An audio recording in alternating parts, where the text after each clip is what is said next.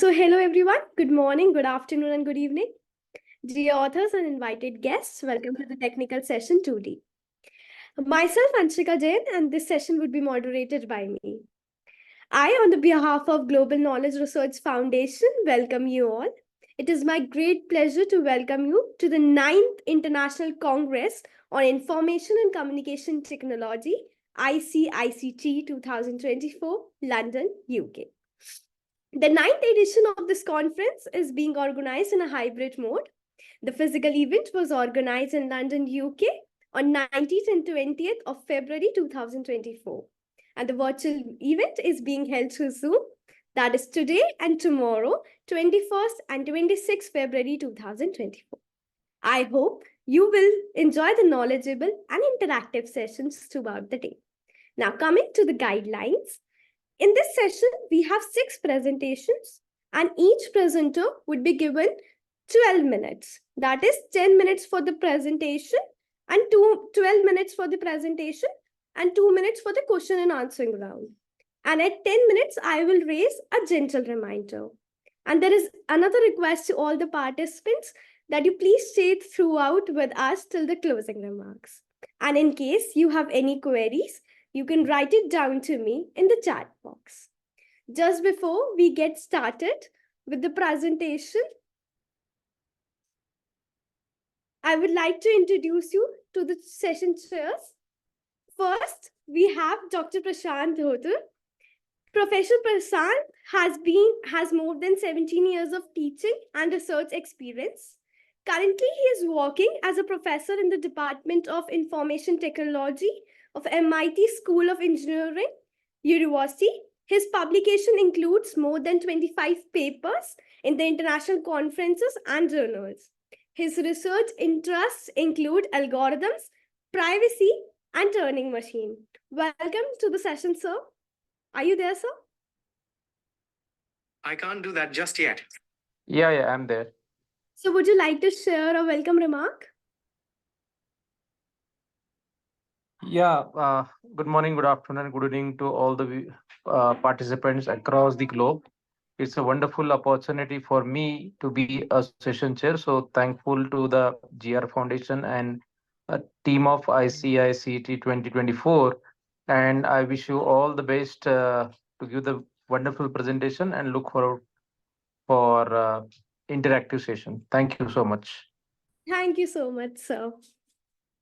So next we have Dr. Meenakshi Sumit Arya, research scientist. Currently, she's a research scientist at Iowa State University, Ames, and experienced academician with a demonstrated history of researching in the field of artificial intelligence and deep learning. She's skilled in machine learning, big data analytics, algorithms, data structures. She's a strong education professional with a PhD focused in computer science and engineering. Welcome to the session, ma'am. Would you like to share a remark with us? Thank you so much, Anshika. I've already done that, I think so. So I welcome all of you and wishing you very good presentations and looking forward to hearing from all of you. All the best. Thank you so much, ma'am. So we will be starting with the presentations. So first, I will like to call Muaz Noor to present his research paper on the title, A Framework for Cyber Warfare Attribution Techniques. Are you there, sir? Yes, I am present. Okay, sir. So you can start with your presentation. I'll stop sharing the screen. Okay, perfect. Good day, everybody. My name is Muaz Noor. I am from the University of Johannesburg in South Africa. And today I am going to be presenting my paper on cyber warfare attribution techniques. Okay, just give me a sec. Yes, sir, your presentation is visible. Okay, I just need to do this first. Okay, as I have introduced myself already, my name is Muaz Noor. I'm from the University of Johannesburg. Today, I'm going to be presenting my paper, A Framework for Cyber Warfare Attribution Techniques.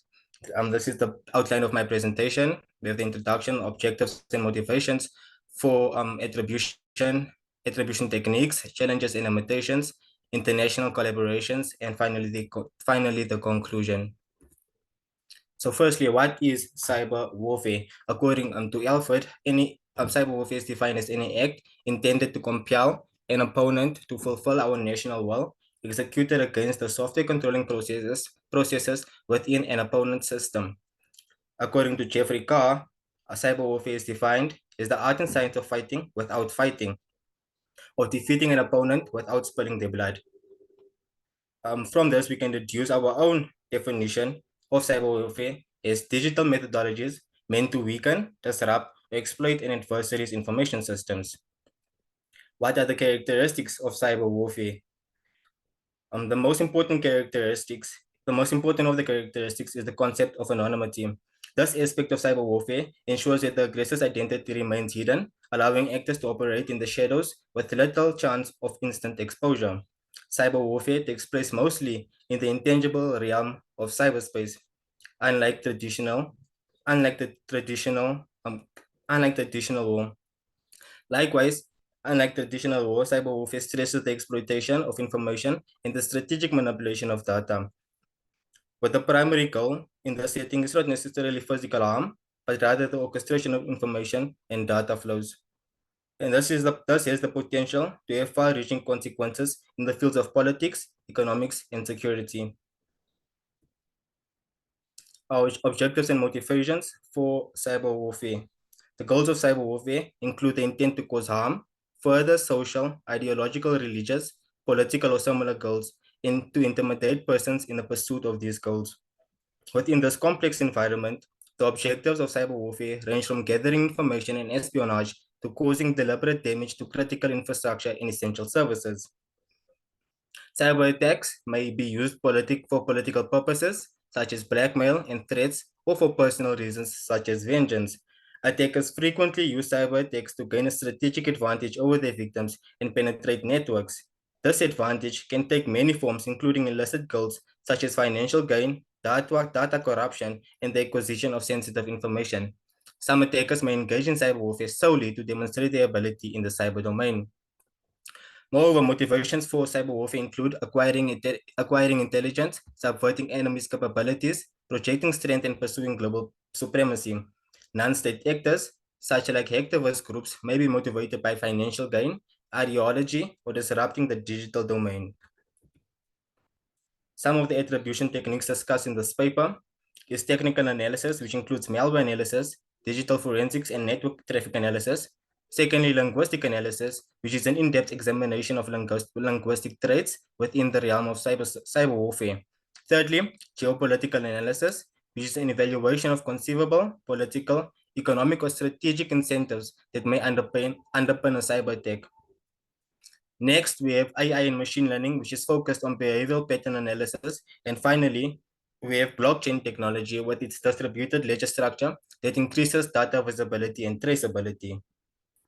Looking over at our technical analysis, focusing on malware analysis involves dissecting and scrutinizing the malicious code used in cyber attacks. This dissection is performed with the intent to unveil distinctive markers and characteristics inherent in the malware, which in turn enables the establishment of an behavioral profile. Secondly, we look at digital forensics, which is an approach to analyzing digital evidence, including preserving, identifying, extracting, documenting, and interpreting computer data. Digital forensics plays a part in the process of cyber warfare attribution by providing the means to preserve, identify, and analyze digital evidence while guaranteeing its integrity, thus aiding to the attribution of cyber attacks to their sources. Thirdly, looking at network traffic analysis, the primary function of this is to monitor, analyze, and understand the complexities of digital traffic patterns. This allows for the analysis of data flow, packet architecture, and traffic behavior, providing insights into the origin, characteristics, and strategies used in cyber attacks. Looking at linguistic analysis, this involves examining linguistic traits in cyber warfare, including language markers, coding style, comments, and developer habits. This technique involves the scrutiny of language usage and regional linguistic patterns evident in code or communications, with the objective of discerning valuable insights that can contribute to attribution efforts. Another aspect is source code authorship analysis, which aims to detect distinct coding methods and style used by developers. This includes a wide range of techniques targeted at determining the authorship and intentions behind code and cyber artifacts. When we look at geopolitical analysis, this is a crucial technique for determining the origins and intentions of cyber attacks. It comprises a thorough evaluation of conceivable political, economic, or strategic incentives that may underpin a cyber attack. This is critical in determining the larger geopolitical context in which the attack takes place and ultimately contributes to the attribution process. Looking at machine learning, AI in machine learning, behavioral pattern analysis uses AI and machine learning to analyze attacks, attack trends, and forecast future cyber attacks. This allows analysts to connect the dots between different attacks and anticipate cyber attackers' methods and behaviors. Behavioral analysis includes the creation of an attack timeline, which is a chronological representation of the attack process. Thus, chronological reconstruction is an essential tool for understanding how a cyber attack unfolded, offering a light on the chronology of events, strategies used, and vulnerabilities exploited. Finally, when we look at blockchain technology and other distributed ledger technologies, they offer transparency, redundancy, and accountability across various applications. Blockchain's continuous hash chain structure safeguards data integrity, providing an invaluable tool for auditability. Thus, increased visibility is critical for early threat detection and mitigation, which is critical for strengthening cyber defense strategies. Post-quantum cryptography qualities are well aligned with the criteria for secure and fast attribution processes. PQC's ability to reduce energy consumption in blockchain networks used for attribution, solving issues such as those seen in Bitcoin, is critical for long-term and efficient operations, particularly in resource constraint context. Looking at the challenges and limitations that comes to cyber warfare attribution. Firstly, we have misattribution. In cyber warfare, this hinders the identification of attackers, risking credibility and sparking conflict, and underscoring the need for consistent findings in attribution. Misattribution makes it difficult to precisely identify the source of cyber attacks, making it a strong barrier in the field of cyber warfare attribution. Looking at ethical concerns, these are a rise in cyber warfare attribution due to AI's role. Exacerbating misattribution risks, accuracy, and transparency are crucial amidst AI-driven attributions. While these technologies enable intelligent analysis, threat prediction, and the construction of attack timelines, ethical issues about data privacy, biases in historical data sets, and the responsibility of AI-generated attributions arise.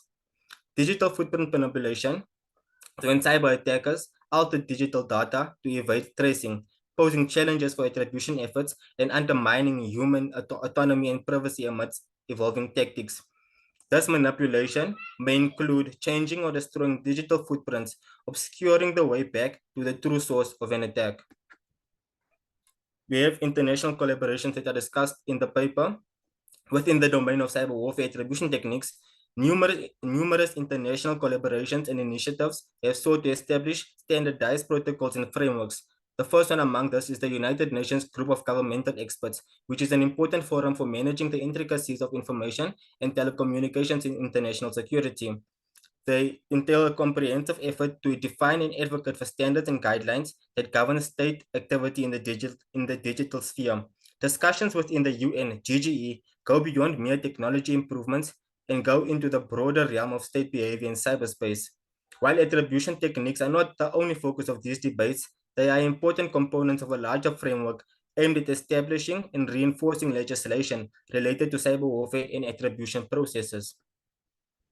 Next, another initiative that's aimed at cyber warfare attribution techniques is the International Telecommunications Union initiatives. They too are a United Nations specialized organization dedicated to information and communication technology. These conversations are essential to IT use larger range of cybersecurity initiatives. These initiatives are frequently dynamic settings in which different nations convene to discuss the development of common rules and protocols.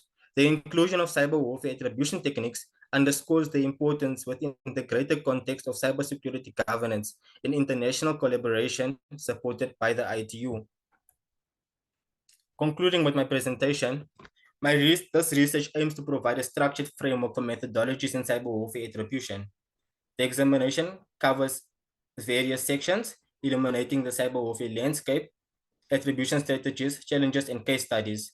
It explores the complexities of accurately tracing cyber attacks to their origins. Thus, a research offers a systematic understanding crucial for effective response. By navigating this terrain, this research aims to contribute to cybersecurity results, resilience, and evolving threats. Thank you.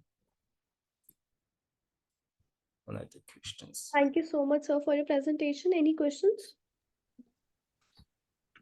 Thank you, Momis, for the presentation. Mouse, can you hear me? Yes, I can hear you, sir. So thank you for the presentation. Can you just elaborate what are the global cybersecurity measures? The global cybersecurity measures. So Yeah. basically, the ones that are discussed include the global cybersecurity measures. So as I mentioned, there are the two main parties discussing the paper is the UNGGE and the ITU, right? So they have conversations that go beyond just mere technology improvements, and they go into the broader realm of state behavior in cyberspace. And while the attribution techniques are not only the focus of these debates, they are important components of a larger framework aimed at establishing and reinforcing legislation related to cyber warfare and attribution procedures. Thank you. My questions are over. Ma'am? Yeah, hi Moaz. I just wanted to understand, like when I saw your topic, it said that you are going to present a framework, but I kind of couldn't see the whole framework anywhere. So is there a process flow or a framework that you have worked on, or is it just a general discussion on the frameworks which are existing? So basically, it is just a general discussion on a framework. It's more a taxonomy of the attribution techniques that are discussed in the paper. Okay, so this is kind of a survey that you've done for all the techniques and everything that is available. That's correct. Okay, thank you so much. Wonderful presentation. Thank you so much. Thank you so much, sir, for your presentation. So Thank you. now we'll be starting with the next presentation. Next up, we have Clementine presenting her paper titled An Anomaly Detection Framework from IIoT in Agriculture. Are you there, ma'am? Good day. Yes, I am. Okay, ma'am. You may start with your presentation, ma'am.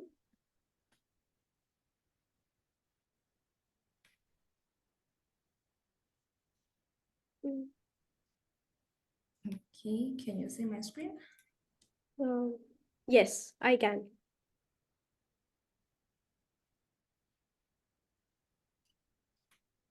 Good day, everyone. I am Clementine Swate. I will be presenting a paper, the research titled An Anomaly Detection Framework for IIoT in Agriculture. It is authored by Clementine Swate, Spesihle Situngu, and Kuzo Lebea from the University of Johannesburg, South Africa. The outline of the research is the introduction, problem statement, objective, and the advantages of IIoT in agriculture, challenges and limitations, the anomaly detection framework, implementation steps, and the conclusion. The paper explores how the industrial Internet of Things is revolutionizing agriculture. We will discuss its transformative impact on crop cultivation, animal management, and supply chain operations. Despite its benefits, IIoT adoption faces challenges like high cost and data security concerns. To address these challenges, we propose an anomaly detection framework tailored for agriculture, leveraging the uniform communication protocols, edge and fog computing, and advanced machine learning. This framework ensures real-time monitoring and decision-making, enhancing safety, quality, and efficiency in agriculture. Coming to our problem statement. What is our problem? It is the current landscape of agriculture. The traditional farming methods are being pushed to their limits, highlighting the urgent need for innovation and efficiency. The objectives are comprehensive analysis of IIoT in agriculture, development of a tailored anomaly detection framework, safety, efficiency, and reliability, optimization of resource utilization, sustainability, and environmental impact, empowering farmers with data-driven insights.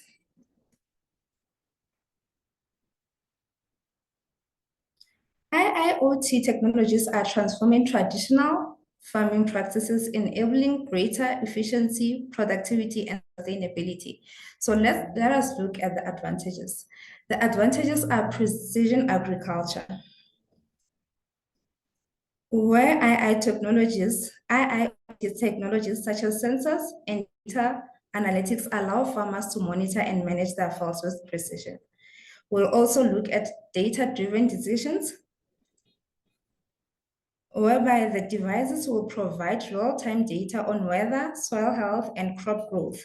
This enables the farmer to make informed decisions about planting, harvesting, irrigation, and fertilization, improving resource allocation and crop management. We'll also look at advantages like smart irrigation, predictive maintenance, and remote controlled farming, where farmers can use their cell phones and web-based dashboards to monitor their agricultural activities. And supply chain and livestock management is also one of the advantages of IIoT agriculture.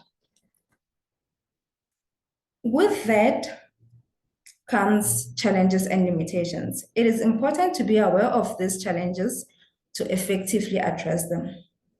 Some of the challenges that we face is high initial investment operational costs, where the implementation of IIoT infrastructure includes sensors, network connectivity, and data analytic tools that can be costly, especially to small-scale farmers. We'll also look at data security and privacy concerns. So these devices that will be installed in the farming departments will be collecting data. So such data needs to be protected and prevented. So we have to ensure that the data security is available for such data. We'll also look at rural connectivity. Many rural areas, particularly in rural and remote locations, do not have any internet access. Going back to the first point of investing in infrastructure, which means they'll need to invest in internet connectivity infrastructure. Data ownership and privacy is also a problem because farmers might be concerned about who will own and control the data connected by the devices. So clear ownership and privacy regulations must be implemented to ensure that the farmers retain control over their data. We'll also look at the connectivity and accessibility, complexity and technical skills requirements, the maintenance included, the scalability and the future profiling and the compliance issues. Those are the challenges and limitations that comes with IIoT in agriculture. So the overview of this framework, it is purpose-driven design. So the framework is crafted to monitor, detect, and respond to anomalies in agriculture environments, leveraging the power of IIoT. This will utilize edge computing to process the data closer to its source, reducing latency, and fog computing for enhanced data analysis capabilities across the network. So this also has uniform communication protocols. So the adoption of this standardized protocols such as MQTT, COAP, or MAQP ensures seamless interoperability among diverse IIoT devices, facilitating efficient data exchange. The steps that are involved Okay, the key components of this framework are data collection and pre-processing, anomaly detection techniques, alert system and incident responses, and continuous learning and model adaptation. The basic steps that are involved in this are the data collection processes. So this will require the deployment of IIoT sensors in agriculture field to gather the data on environmental factors. It will also pre-process the data to ensure consistency and comparability. And now we'll be looking at the anomaly detection approach. This will use the machine learning techniques to detect anomalies based on behavior. They'll have to train the model on historical data to establish a baseline for a normal crop health behavior. And then now we'll look at the real-time monitoring and alert system. The implementation of a real-time monitoring system for IIoT sensor data streams continuously evaluate new data with anomaly detection model. The alert generation and incident responses will trigger alerts when anomalies are detected. They also have to develop an incident response plan for timely intervention. The model updating and adaptation will have to be regularly updated to retain the anomaly detection model on new data. They have to implement an automated system for model updates. Evaluation of an anomaly detection system will have to specify measures to assess efficiency of the anomaly detection system, and they have to continuously test the data. So this will have to be a continuous process so that the data is always updated. In conclusion, the IIoT technologies have shown us remarkable potential in improving precision and operational efficiency in farming.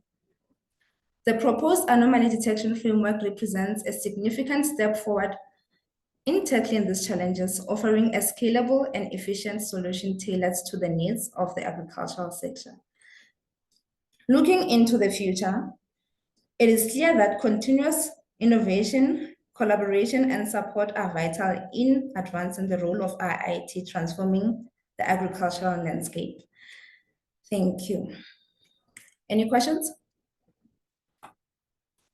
Thank you so much, ma'am. Any questions, sir and ma'am?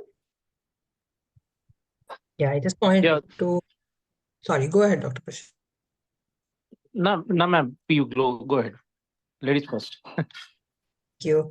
Yeah, a wonderful presentation. I just had two questions which I kind of thought you should have described more. One is, what kind of anomaly detection approach had you used in your system? Like, I saw that was the most predominant thing that you were talking about, that we have an anomaly detection approach. So is it an ML based approach, or you are using some kind of a deep learning based approach for your anomaly detection? I'm not sure if I'm understanding your question. Please come again. In your implementation cycle, which you had shown, the second step was anomaly detection, right? Yes. Yeah, I just wanted to understand, like, what specific algorithm did you use for anomaly detection? And what did you classify as anomaly? Like, was it something that the plant was not healthy, or what parameters were you measuring when you were detecting the anomaly? The anomaly detection is based on crop health to detect when the crop is healthy and the normal crop behavior. And the approach I was referring to is the deep learning approach. So they have to learn the normal plant behavior, crop behavior, so that it can detect whenever it is not behaving accordingly. Okay, so there were the metrics that you were using to describe something as a healthy or non-healthy plant. Is that right? Yes. Okay. And hello. yeah. Sorry, I'm actually the second author of the paper, and I was supervising the students. So I think maybe like like she's not understanding the question Yeah, properly. no, But it's basically, yeah. So this is actually a paper that proposes a theoretical anomaly detection approach for like industrial IoT smart farming systems. So we did not implement any actual like deep learning, model for like classification and things like that. That would be something we'd do in future work, but at this point, it's still a theoretical framework. all right. Yeah, that's what I just wanted to know, because I didn't find any approach that you had taken for anomaly detection. Thank you so Yes. very much. Wonderful presentation. Okay. Thank you. I'm sorry I did not understand the question. Thank you, Special. Thank you Yeah, so much. thank you once again for the presentation. My question is maybe quite simple, but I need to just understand the type of data collection methods which are being used as a proposed method or in the proposed method. Can you just elaborate? Pardon? In the implementation cycle, you mentioned about data collection methods. So can you just tell me or tell us what are the methods? For Yes. collecting data. I'm sorry. Yes. So let me just answer the question as well. So because this is like for like installing sensors like in a smart farming environment. So the data is going to come in as sensory data, like to edge devices that are positioned like like in various geographical locations, so that there's minimal latency between detecting like certain sensory data and making classifications. So the whole premise of using edge computing is so that instead of processing the data and doing the classification all the way in like cloud infrastructure, which would introduce a lot of latency, the data is going to be collected through sensors, but the classification is going to happen close to the actual, infrastructure in edge devices. Okay, thank you so much. Thank you so much, ma'am, for your presentation. Now, we will move to the next presentation. Next, we have Edgar Rivera to present his paper on hidden layer visualization for convolutional neural networks, a brief review. Are you there, sir? Sir, are you there? Okay. I think he's not there. So next we have Merita to present her paper titled Literature Review, Telemedicine Implementation in Developing Countries. Are you there, ma'am?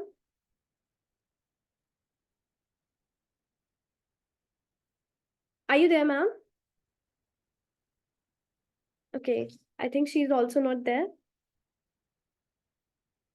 So next, we have Barbara to present her paper titled Revolutionizing Tomato Farming in Zambia, AI Deep Learning as a Tool for Smart Agriculture. Are you there, ma'am?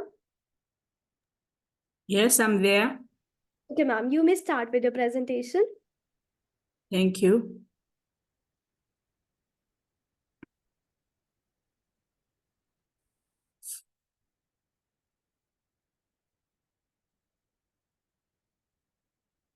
Are you able to see my screen? Yes, ma'am. Yeah. You can start with your presentation. Okay, thank you. So I'm here to make my presentation titled Revolutionizing Tomato Farming in Zambia, AI Deep Learning as a Tool for Smart Farming. And my co-author is Jackson Piri, but I'm the one to make the presentation. I'm coming from the University of Zambia, which is in Lusaka, Zambia. So my outline for the presentation runs as follows. We'll go through the introduction, background to the research, review of the literature, methodology, results, discussion, and conclusion, limitations, recommendations, and references. So right on to the introduction, it is very common knowledge that plants serve as a primary source of food worldwide. And despite this being the case, we still have a significant challenge that is confronting humanity today in terms of food insecurity, which has mostly been exacerbated by the prevalence of plant diseases, which pose a serious threat to the crop productivity, leading to yield losses and economic hardships for farmers and potential food shortages for communities worldwide. Therefore, addressing this issue of plant diseases is essential for safeguarding agricultural sustainability and ensuring a stable food supply for current and future generations. So this system is actually supposed to be used at a local farm here in Zambia, Lusaka, which is called CM Farms, which is located 35 kilometers southeast of Lusaka Central District here in Zambia, a country in the sub-Saharan region where I'm coming from. And so this particular farm currently faces challenges of inefficient disease detection in tomato fields due to the inconsistent visits of the agronomists to provide expert guidance. Consequently, in this study, we come up with a tailored convolutional neural network model based on deep learning, and it is designed to specifically facilitate real-time tomato disease detection at CM farms. So the background against which this research is being done is the fact that deep learning is employed in agriculture for several compelling reasons, which range from advanced data analysis and also its ability to enhance precision in farming practices, and also its usage in pest control, and also being able to provide innovative solutions for addressing the complexities of modern agriculture. Also, the application of deep learning is instrumental in promoting sustainable and efficient farming methods. Also, that when we look at CNN, which is now being extensively used in agriculture due to their robust image processing capabilities, particularly in plant crop classification, hence their suitability to be used in this project. Moreover, when we look at deep learning techniques and as they are applied to agriculture, they provide high accuracy and great potential to provide valuable insights and solutions in the field of farming. So the current problem, as earlier alluded to, is the fact that the CM farms encounters challenges due to sporadic visits by the agronomist. And so the untimely provision of expert opinion and guidance often results in disease escalation, requiring extensive and costly remedial measures, because by the time the disease is actually being noticed, it will have ravaged the whole field, and whose remedial measure becomes very, very costly. Consequently, the system is susceptible to inefficiencies, inequalities, and also human biases as a result of involving a human agronomist. Therefore, this paper proposes automating tomato disease detection to mitigate the impact of late detection, ultimately increasing yields and enhancing food security. So the literature that was reviewed, we looked at AI, the fact that AI is becoming increasingly prominent in agriculture, providing innovative solutions to improve efficiency and address challenges, such as coming up with disease detection tools that are crucial for farmers to aid them in timely disease management and revolutionizing agriculture by enabling early detection and intervention. This helps reduce crop losses and promote sustainable farming practices. CNN farms form CNNs, that is convolutional neural networks, form the backbone for many deep learning models for image classification and all these other advantages, such as feature extraction, that comes with deep learning. Also, we have deep learning having the capability to learn complex patterns, and also it's highly scalable when it comes to handling of high volumes of data. the literatures that were this is just a snippet of the literature review and the various articles that were reviewed, and also maybe some of the gaps that may be inherent in some of these researchers that have gone ahead in the same field. So for this particular one of using deep learning for image-based plant disease detection by Chardell, they used AlexNet and achieved 99.3 accuracy. But then the database, the data set was publicly obtained from one source, and probably this could affect the system in such a way that it would affect the model's ability to generalize, the generalizability of the model, so to say. Also, accuracy of our diagnosis may be influenced by the quality of image captured on phone, bearing in mind that the phone was used to capture the images. Also, the other system that was also done in line with what I'm doing is the detection of unhealthy region of plant leaves and classification of plant leaf disease using texture features. And also this one happened to use just one classifier, and it may lack the objectivity. Also, when it comes to the other article that was looked at, deep learning for tomato disease classification and symptom visualization. This one also involved convolutional neural networks that were trained and achieved an accuracy of 99.18. So the gap that may be inherent in this one, which I may want to fill, is the fact that without testing on diverse data sets representing various scenarios, you may find a situation where it's not applicable in the real world setting, which in my case was actually taken into consideration. So the methodology that was used is the Agile methodology. It was chosen because of its flexibility, and it's able to interact, and it also places an emphasis on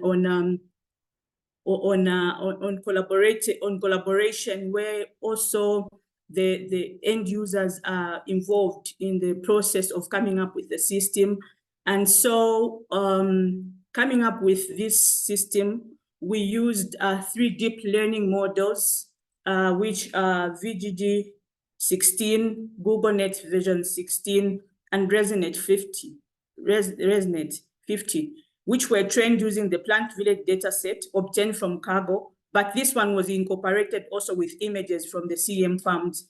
And also these images from CM farms were verified and validated using a plant pathology who manually annotated the images, so to say, and this was used to serve as ground truth or comparison. The process involved data collection also, as well as pre-processing, model selection, training, evaluation, testing, optimization, and deployment. The best performing model was then integrated in a web-based application for real-time disease detection. Also, TensorFlow, an open source machine learning framework, was used as it provides tools, libraries, and resources for developing and deploying machine learning and deep learning algorithms. Web user interface and web services application were developed using Python and Flask framework, hosted by Apache, which was used to facilitate user-friendly interaction and API functionality. Only 3 diseases were considered for this research, namely early blight, late blight, and leaf mold, with 300 leaf images considered for each category, and an additional 400 leaf images for each category were obtained from CM farms, bringing the total of images used to 2,100. And then the experiments that were carried out was that... Sorry to interrupt, ma'am, but you have Yes? to conclude your presentation. Okay. All right.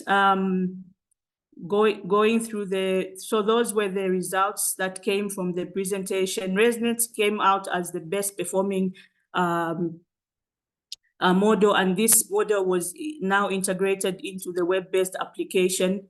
That's the ResNet 50 integrated in the web-based application. And then looking at what was achieved, we want to say that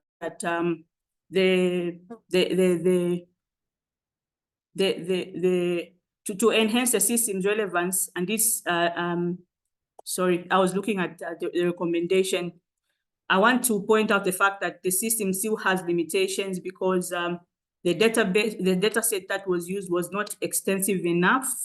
And also the advantage that it has is that it also has inclusion of images from the field, which makes it to be applicable in a practical environment. Thank you. Thank you so much for your presentation, ma'am. Any questions, ma'am and sir? No questions from my side. Ma'am? I just have an observation, Barbara. Can you please share your screen again?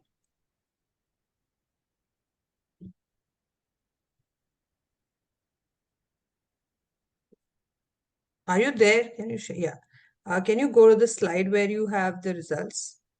The graph where you show accuracy, precision, and recall. Okay.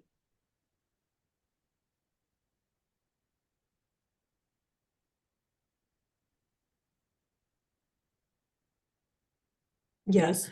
I just wanted to understand, like, how do you plot accuracy, precision, recall, F1 score on a single axis? As in, I didn't understand this. Like, they are all different metrics. So plotting them on a single axis like this, it kind of is not making too much of a sense to me. Okay. Or Yeah. maybe it's not comprehensive enough.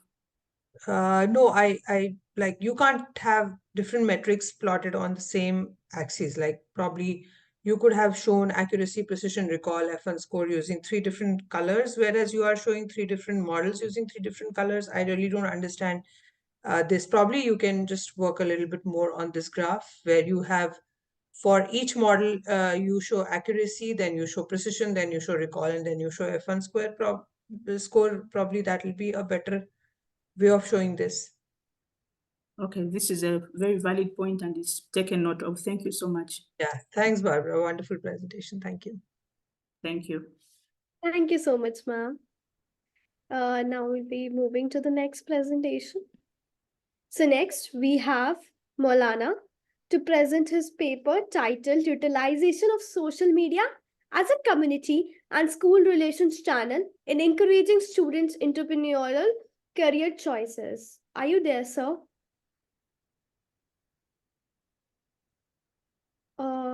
Are you there, sir? Okay. So I guess he's not here. So I would like to sincerely thank our authors for their excellent presentations and contributions in this session, and all the participants for being the part of this international conference. I hope this session was informative and interactive enough for all of you.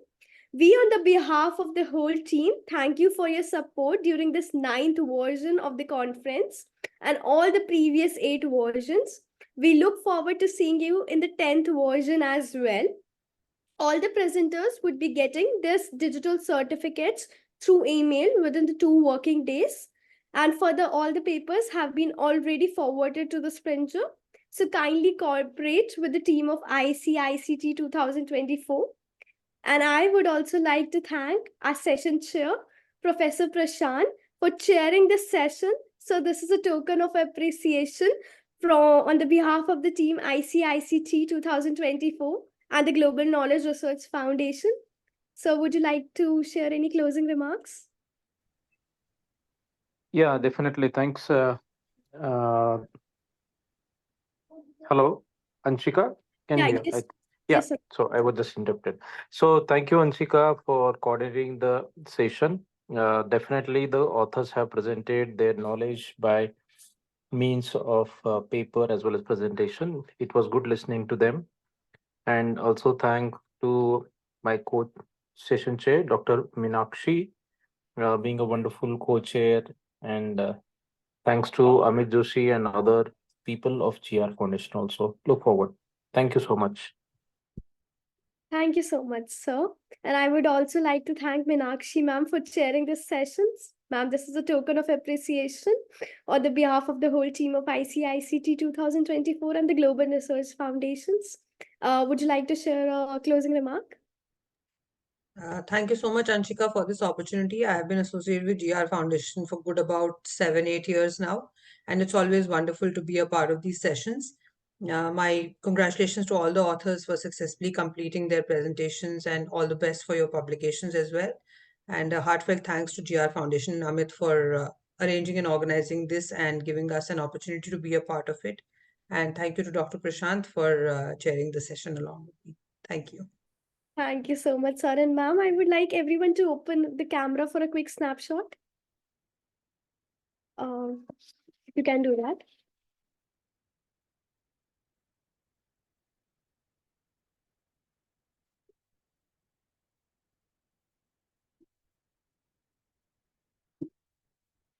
Thank you, everyone. Thank you so much.